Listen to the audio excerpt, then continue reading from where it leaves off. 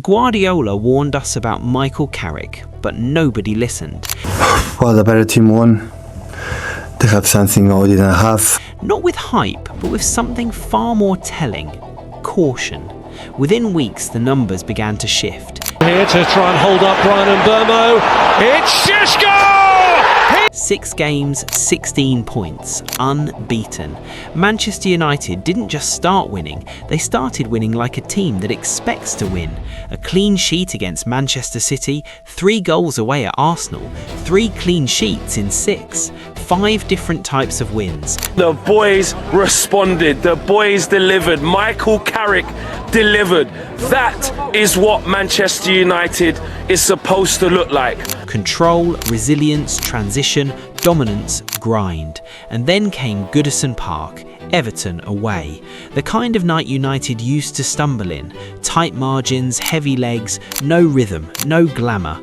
They didn't panic, they controlled it. And here's the part most people missed. The late collapses, gone. The defensive gaps in transition reduced. The emotional swings stabilised. This wasn't luck football, this was structure. And when Pep said the better team won, he wasn't just talking about one derby, he was reacting to something deeper: unpredictability with discipline. So the real question isn't whether United are winning, it's why they're winning, and why the first man to see it coming wasn't a United fan. When people talk about United being a mess before Carrick arrived, they usually mean it in a vague, vibes-based way. The atmosphere was off, the performances felt hollow, something wasn't right. But the numbers tell a sharper story. This wasn't a team that couldn't play, it was a team that couldn't finish games, couldn't control game state, and couldn't decide what it wanted to be for 90 minutes. The problem wasn't talent, it was repeatability. Look at the league run leading into mid-January. In just over a month, from December 4th to January 7th, United played 8 Premier League matches and drew 5 of them.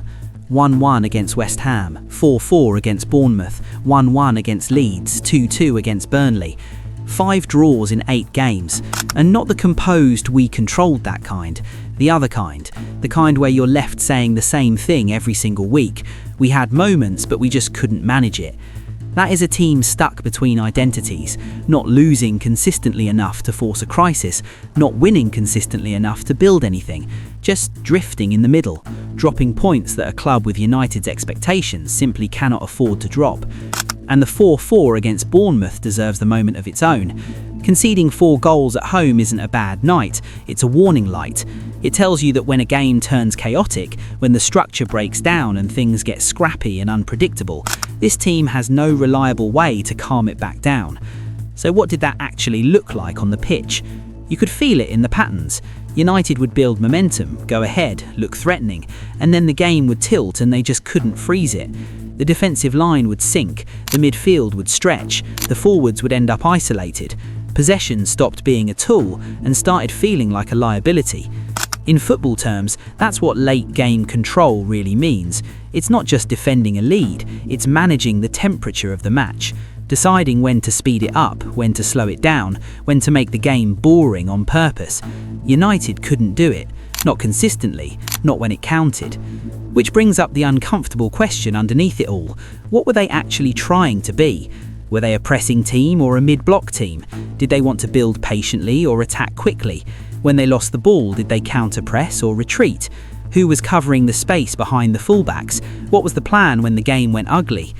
You can paper over those questions when results are going your way, but the moment confidence dips, those unanswered questions become weekly problems, and for United, they had become exactly that. Then, right before Carrick's arrival, came the result that made everything feel genuinely urgent. FA Cup, January 11th, Manchester United 1-2 Brighton, eliminated. Suddenly the season had a different texture. No cup run to fall back on. League position becomes everything. Top 4 becomes oxygen. And the dressing room needs answers, not eventually, but now. On January 13th, 2026, United announced Michael Carrick as head coach until the end of the season. His first public messaging was telling. He talked about standards, about a group that was more than capable of reaching them. That might sound like standard managerial language, but read it in context, it's actually a direct response to everything that had been happening. We're not here to survive games, we're here to impose ourselves on them. Simple, clear, exactly what the room needed to hear. And then came the part that makes this whole chapter feel almost cinematic. Most new managers get a soft landing, a mid-table team at home, a week or two to install some basics and let the players adjust. Carrick got Pep Guardiola. His first game in charge, Manchester City away, one of the most tactically demanding environments in world football. But here's where it gets really interesting, even before a ball was kicked. In the build-up, Guardiola basically admitted out loud that preparing for this game had been difficult. There wasn't enough information on what Carrick's United would look like. City would have to focus on themselves and adapt as the game unfolded. Now sit with that for a second. When Pep says we don't have enough information, he doesn't mean his staff forgot to watch the tape. He means there's no stable pattern to pre-solve, no clear shape to plan against, no obvious tendencies to exploit.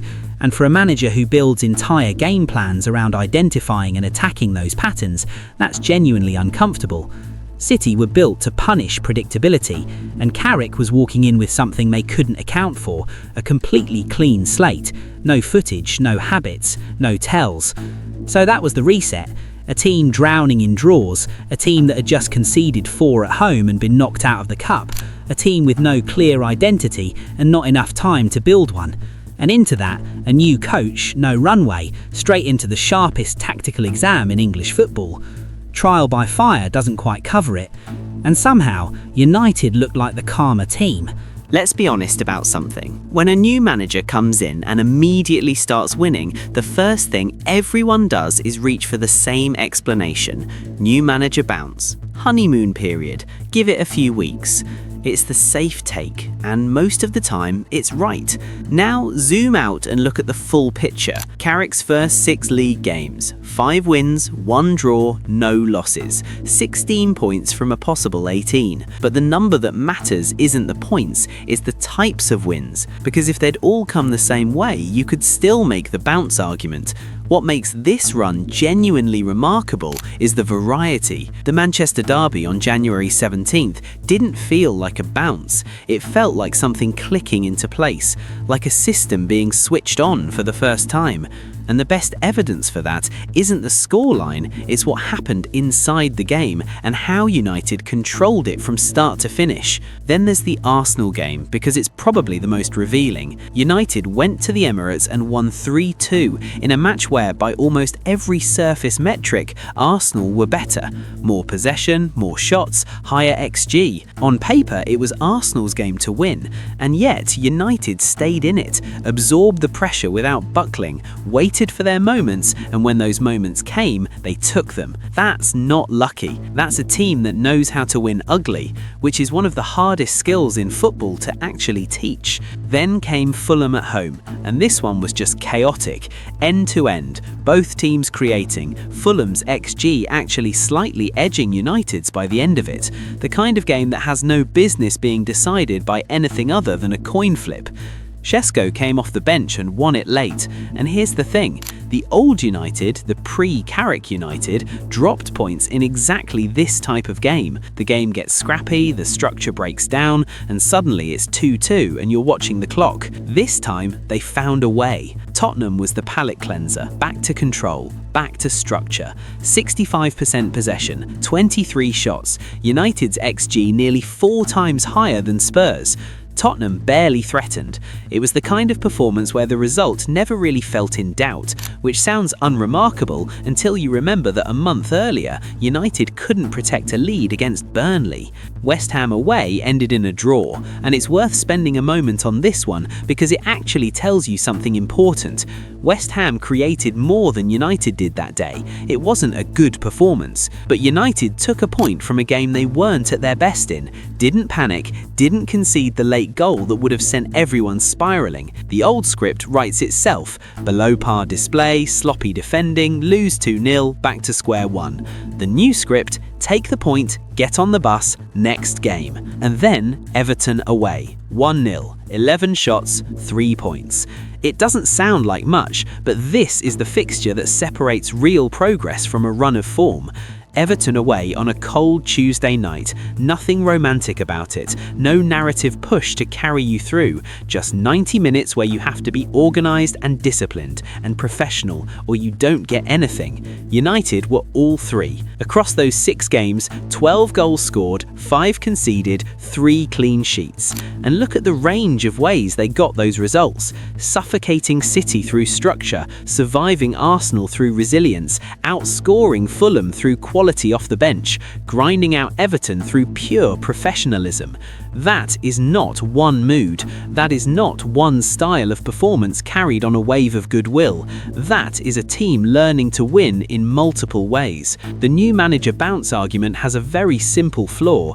Bounces are fragile, one-dimensional things. They rely on emotion and novelty, and the opposition not quite having you figured out yet. They don't survive chaos at Fulham and a grinding Tuesday night at Goodison in the same week. This was something different. Here's where we have to stop letting the feeling carry us and actually hold it up to the light. So before anyone gets carried away, the right thing to do is place this run next to actual context. Not emotion, not narrative, not vibes, numbers, proper ones. Carrick's first 6 league games, 16 points from 18, 2.67 points per game, 83% win rate, 12 goals scored, 5 conceded, 3 clean sheets, a goal difference of +7. Projected over a full 38-game season, that pace gives you 101 points. Now, nobody is seriously claiming United are going to finish the season with 100 points. That's not the point. The point is that 2.67 points per game isn't mid-table team gets a bit of confidence form. Anything above 2.3 points per game, sustained over a meaningful window, is the territory Arsenal and City operate in across entire campaigns. That's the benchmark, and United have been sitting inside it. That's not enthusiasm talking, that's just math. But points are the surface.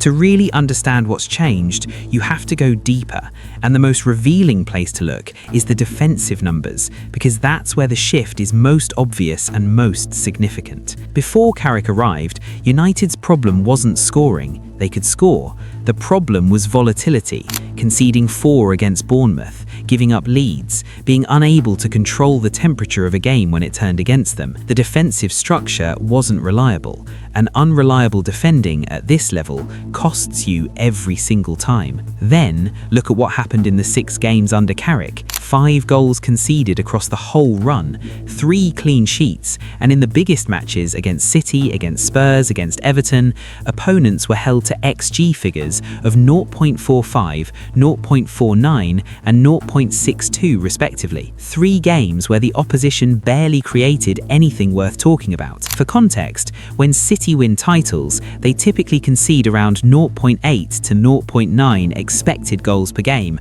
across a full season. When Arsenal push for the title, they're in that same defensive band. In this 6-game window, United were operating at that level or better. And here's why that matters more than the goals scored column. Goals fluctuate. A striker has a hot week, the chances fall kindly, the numbers look great. But defensive structure, the ability to consistently restrict opponents to poor shots from bad positions, that's repeatable. That's something you build, and it doesn't show up accidentally. There's another layer underneath the defensive numbers that elite coaches pay close attention to, and it doesn't get nearly enough attention in regular conversation: shot quality and shot suppression. Against City, Guardiola's side had 68% of the ball and produced a total XG of 0.45, 1 shot on target. Against Spurs, 7 shots total, 1 on target, 0.49 XG. Those aren't just good defensive performances, they're statements about where opponents were allowed to operate. United weren't just stopping shots, they were controlling the spaces that lead to shots in the first place. The subtle but crucial thing here is that United weren't dominating possession across this run. They weren't the team with 65% of the ball in every game, stroking it around, suffocating teams through control. Against City, they had 32% possession. At Arsenal, they had less than half. What they were doing instead was dominating zones, staying compact, forcing teams into areas where they couldn't hurt you, and then hitting with precision on the break. That distinction between chasing possession and managing risk is the difference between a team that's rebuilding and a team that's actually competing.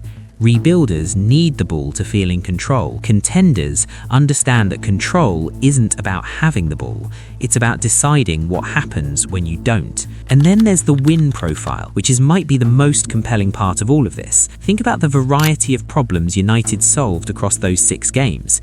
They beat City by controlling space without the ball. They beat Arsenal away by absorbing pressure and executing under it. They outscored Fulham in a chaotic, open match that could have gone either way. They dominated Tottenham territorially. They ground out Everton professionally. 5 completely different games, 5 completely different tactical demands, and United navigated every single one. That breadth is important, because a false dawn, a bounce, a run built on nothing, it's almost always one-dimensional. It's a team playing one way, riding one wave of confidence, and it works until someone works out how to break it. What United showed across this run is that there isn't just one version of them to break. They can sit deep and suffocate you, they can absorb and counter, they can dominate territory, they can win ugly late.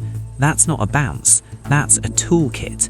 And then there's the one result that didn't go their way, the draw at West Ham, which is actually just as instructive as the wins. United's attacking numbers that day were poor. Their XG was 0.57. They weren't sharp, they weren't fluent, they weren't at anything close to their best, and they still came away with a point, didn't concede a late goal, didn't collapse, didn't lose. Title-challenging teams don't win every single week. Nobody does. What separates them is the ability to avoid losing when they're off it. That afternoon at West Ham, United did exactly that. So how does all of this sit against Arsenal, City, Villa, Chelsea, Liverpool, the clubs that set the standard in this league? The honest answer is that the metrics United have produced in this window, points per game, defensive suppression, clean sheet ratio, shot control in big matches, the ability to win different types of games, all of it aligns with the numbers you typically associate with the top cluster of this league. Not one or two of those metrics, all of them in the same 6-game stretch. That doesn't make United title favourites, it doesn't erase the chaos that came before Carrick or guarantee anything about what comes next, but it does move them clearly and measurably from unstable giant occasionally threatening to do something to serious operator you have to genuinely plan for. And perhaps nobody understood that shift faster than Guardiola. Pep doesn't fear reputation, he doesn't fear history or tradition or the size of a badge. He fears specific things: structural clarity, adaptability, emotional control, and momentum. A team that defends zones consistently and concedes low XG. A team that wins different types of games. A team that doesn't panic when it's being pressed and doesn't collapse when it goes behind. A team whose standards are rising rather than fluctuating. This isn't a team surviving moments anymore, it's a team shaping them.